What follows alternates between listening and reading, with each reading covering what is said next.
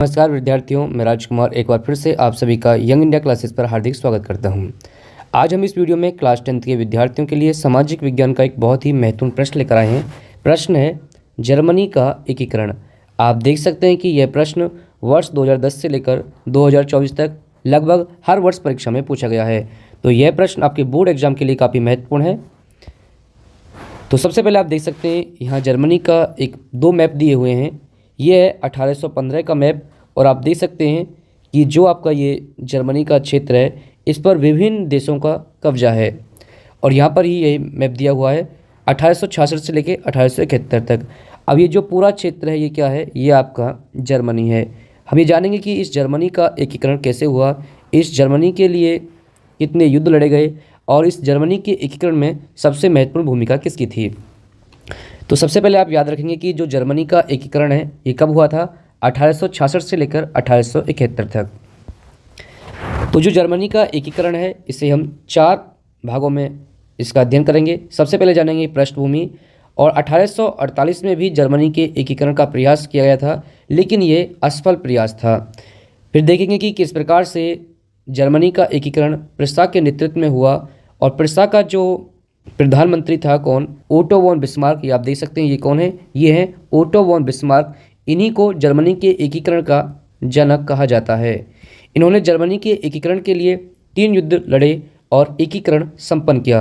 तो विस्तार से जानेंगे। आप यहाँ देख सकते हो ये सभी राज्य क्या हैं, ये जर्मनी के राज्य थे और इन सभी को एक करके इस प्रकार का जर्मनी बनाया गया। तो जो भी विद्यार्थी चैनल पर पहली बार आए हैं वे सभी विद्यार्थी चैनल को सब्सक्राइब कर लें। सबसे पहले जानते हैं हम जर्मनी के एकीकरण की पृष्ठभूमि।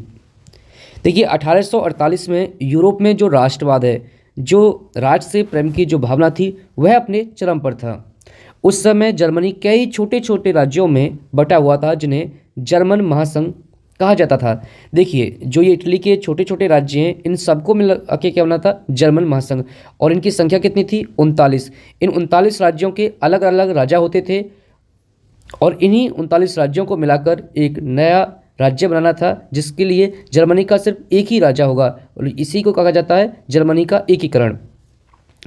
तो 1848 के आसपास में जर्मनी छोटे छोटे राज्यों में बटा हुआ था और इन सभी राज्यों को मिलाकर क्या कहा जाता था, जर्मन महासंघ।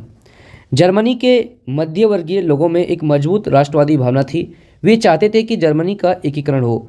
जो जर्मनी के जो मिडिल क्लास के लोग थे और जो वहाँ के राष्ट्रवादी नेता थे वो सभी चाहते थे क्या, जर्मनी का एकीकरण हो। 1848 की क्रांति का असफल प्रयास।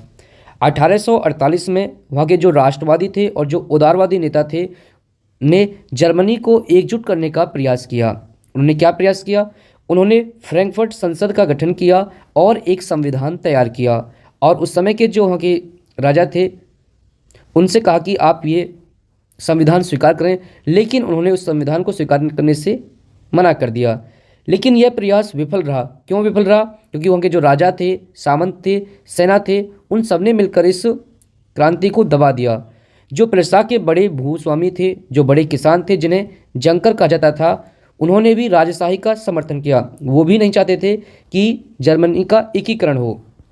अब इसके बाद जो प्रिस्सा है, यह प्रिस्सा जर्मनी का सबसे बड़ा राज्य था। 1848 के बाद जर्मनी को एकजुट करने का जिम्मा किसके पास आया, प्रिस्सा के पास। और जो प्रिस्सा का प्रधानमंत्री था, प्रिस्सा का प्रधानमंत्री कौन था, ओटो वॉन बिस्मार्क इस आंदोलन का प्रमुख नेता बना। आपको ध्यान रखना है कि जो ओटो वॉन बिस्मार्क है इसे जर्मनी के एकीकरण का क्या कहा जाता है, जनक कहा जाता है। ये प्रश्न कई बार पेपर में पूछा गया है। उसने लौह एवं रक्त की नीति अपनाई, जिसका मतलब था कि राष्ट्र को केवल युद्ध और शक्ति के बल पर ही एकजुट किया जा सकता है। उसने कहा कि जो भी व्यक्ति, जो भी दल, जो भी नेता राष्ट्र के विरोध में जाएगा, जो जर्मनी के एकीकरण का विरोध करेगा, उसके सामने क्या किया जाएगा, उसके लौह एवं रक्त की नीति अपनाई जाएगी, मतलब उसकी गर्दन तलवार से काट दी जाएगी। तो जर्मनी के एकीकरण के लिए ओटो वॉन बिस्मार्क ने 3 युद्ध लड़े।